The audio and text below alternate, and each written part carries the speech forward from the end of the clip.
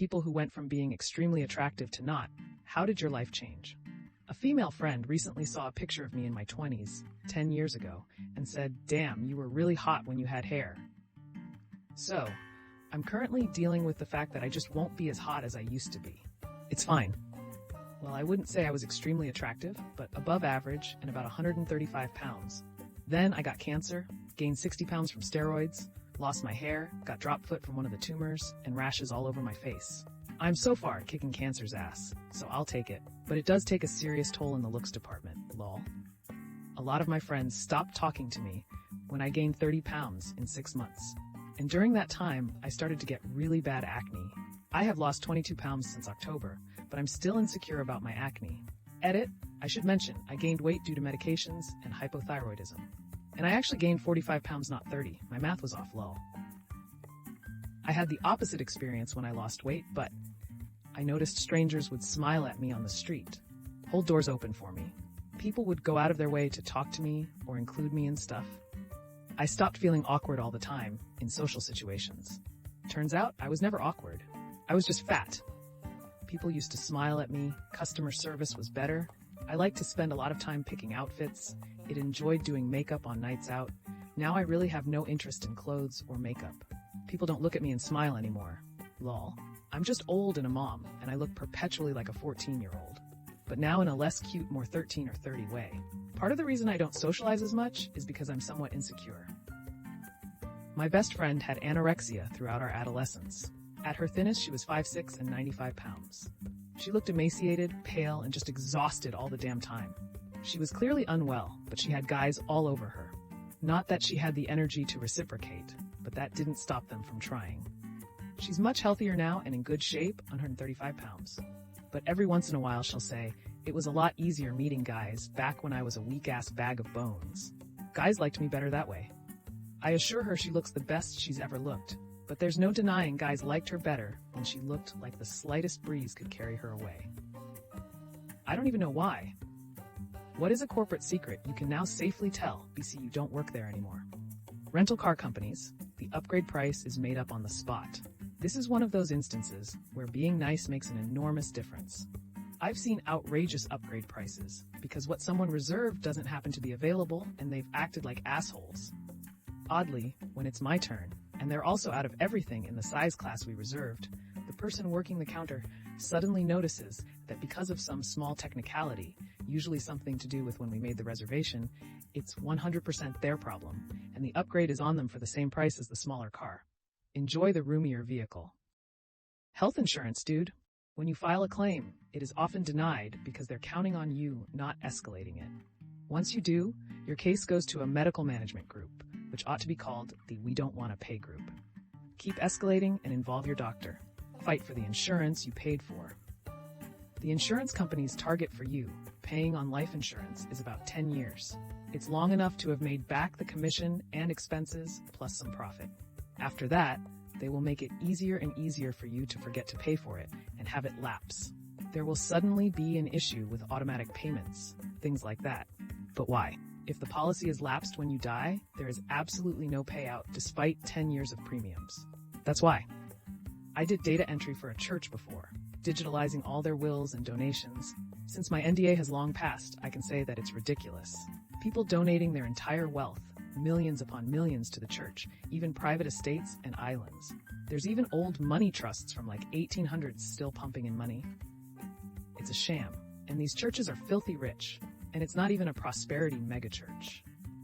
The Radisson Hotel has a yes I can policy. If they are capable of doing something for you as a guest, and you ask directly, they are supposed to say yes and maintain a positive attitude towards providing you satisfying services. Always show up early for check-in and ask for a free upgrade. This is how I go from $250 a night in a regular room to $250 a night for a jacuzzi suite every time I travel. Almost everything on a quote to work on your car is negotiable. Most dealerships use matrix pricing on parts. That means you're paying more than MSRP. Most manufacturers have a 32 to 35% markup on parts.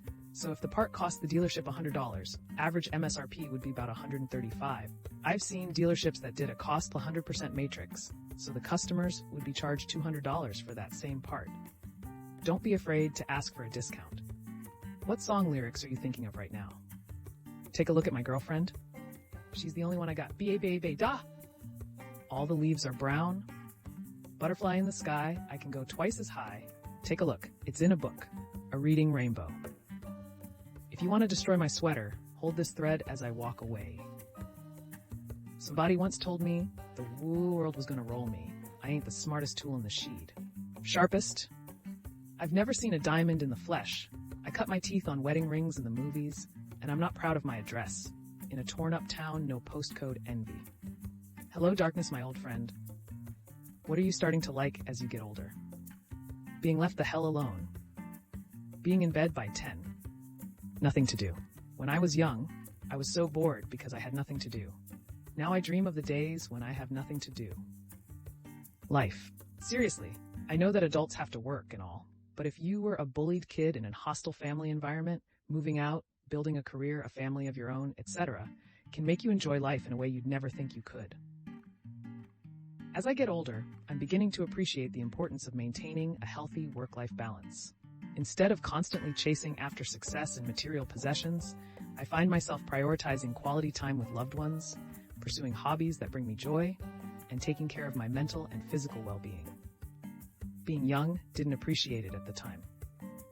Peace, quiet, and not giving a damn about what other people think. What company actually sells great products? Yamaha. From motorcycles to pianos, if you want a meticulously assembled, incredibly reliable, and high-performance instrument for music or the road, they got you covered. There's a local arcade near me that has many different games that you can play for 15 minutes / a couple quarters. It's run by a guy whose goal is to keep kids off the streets. My experience in there compared to the hyper-gamified Dave & Buster's is insane. Much calmer, much more fun, much less cost. Never change arcade, bro. Lego. The quality is excellent. Things last forever and are backwards compatible. How many products can you say that about? Casio. I'm serious. You can get a watch for $25 that lasts forever. Bic. Every pen, lighter, and razor does exactly its job better than any knockoff, and for a few cents more. This may seem overrated, but Le Creuset, they truly are great for looks and function. KitchenAid has never really let me down. Who got the comeuppance they deserved, but you still felt bad for them? At my university, Idaho, they used to have a problem with students cutting down trees from campus illegally around Christmas time to use as Christmas trees. The university developed a remedy for the problem. Every mid-November after the weather's freezing, they spray the trees around campus with fox urine. Yes, you can, but hunting stores and Amazon sell it. The fox urine freezes to the trees outdoors and becomes odorless, but when taken inside and warmed, will stink up a home. Of course, the university can't spray every tree, but signs are posted warning about the program, so everyone knows they're taking a big risk if they go tree poaching. Well, a few years ago when I was a student, a house full of students, a frat house maybe, apparently took the gamble and cut down a tree and brought it inside. It had been sprayed. The stench was apparently so nuclear that their neighbors complained and they were swiftly caught. If I recall from the news going around the grapevine in classes, part of their punishment was house arrest, lol. Oof, didn't envy them. Imagine being the groundskeeper who had to go around in the freezing cold spraying fox piss on trees. A boy in my class in middle school started teasing me when I got acne in puberty. He would call me all kinds of names, pizza face, oxy, noxy, etc. My acne was not really all that bad, so I kind of brushed it off and was like, what's this guy's problem? Fast forward to near the end of high school, and puberty hit him hard. He had acne so bad it was painful to see. He had the scarring, deep cystic acne. His scars were so bad. They were purple at the time, but now you can still see all the bumps and craters. I really felt bad for him, but still had a chuckle over the irony. I had a coworker, who was supposed to be my mentor, who bullied me horribly.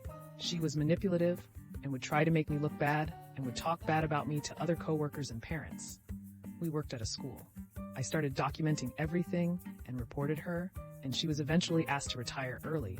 A month later, she found out she had cancer.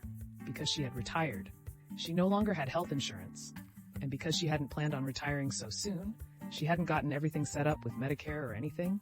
She couldn't afford her treatments and died within a year. She was a mean, nasty, and cruel woman, but damn, no one deserves that.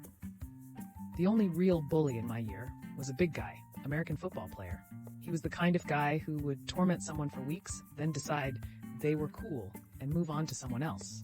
So basically everyone had gotten shit from this kid at one time or another. After we graduated, so he's maybe 19 or 20, he tries to pull the same shit with some guy. Does the bully thing. Stabbed once between the ribs at a gas station, dead before help arrived. I've shared it before, but it's too good not to share again, lol. Remember the ALS Ice Bucket Challenge, where people were dumping ice water on each other for charity 10 years ago or so? A group of bullies at my school tricked an autistic kid into doing the Ice Bucket Challenge, but instead of water, they filled the bucket with spit, feces, urine, and tobacco, and poured it onto him. I remember it being a huge deal locally at the time. The perpetrators were eventually identified and caught. As for punishment, not sure about all of them, but at least the oldest one, I think he was 18, and possibly liable for a serious punishment, took a plea deal to avoid any jail time and get only probation. But a condition of the probation was that he would have to get a taste of his own medicine of what he put the autistic kid through. Except on a dairy farm. Yes, apparently such unusual punishments do occur, and there are tons of examples of them. I was curious and looked into it. The short legal story is that the defendants in such cases could easily get such sentences struck down if they appealed, but then they'd serve a normal jail sentence, and they don't want that. There aren't too many limits to what judges can impose as probation conditions either. When I heard about it, I thought he was getting off way too easy. No prison time and a punishment that would last a couple minutes, tops. But then someone got a video of his punishment somehow. They definitely weren't supposed to tape it, which circulated around the school for a bit. And boy, they used a manure tanker. That stuff oozed onto him for a good 45 seconds straight, and he was puking and gagging. Quite satisfying and fitting, I guess. Thankfully, the video's been taken down from YT Succetta since then. Wouldn't want that to haunt him the rest of his life. He learned his lesson, I'll bet. When I was going through my divorce, husband cheated. He was dating someone while we were in counseling, so I basically despised them both. 10 years later, they live together. They both hate to clean and both have hoarding tendencies. The house is an embarrassment. They have 2 fridges and a big freezer full of old stuff. They bought a storage container to put junk in. Garage is packed with crap. Basement is basically unusable. The adult kids refuse to stay over when home. They can't really have company. They have a roach issue. I like to think he remembers how organized and clean his space used to be. I kind of feel bad, but not a lot. Well, that's another episode of Ask Reddit in the books. I really appreciate all of you who made it this far into the video. Of course, if you enjoyed this video, it would really help the channel out a lot if you gave the video a thumbs up, subscribe, or leave a comment down below. I hope that you enjoyed it, and I'll see you next time.